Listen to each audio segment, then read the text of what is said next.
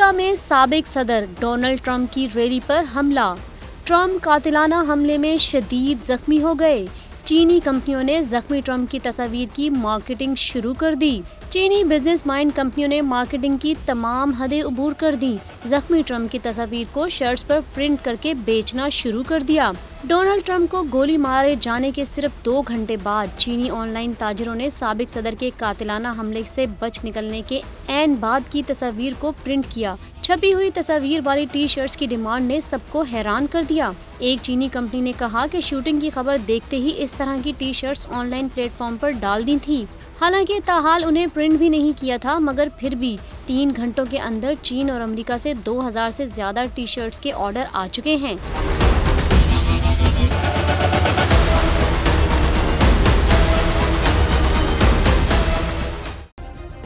Subscribe करें और bell दबाएं ताकि कोई खबर रह न जाए।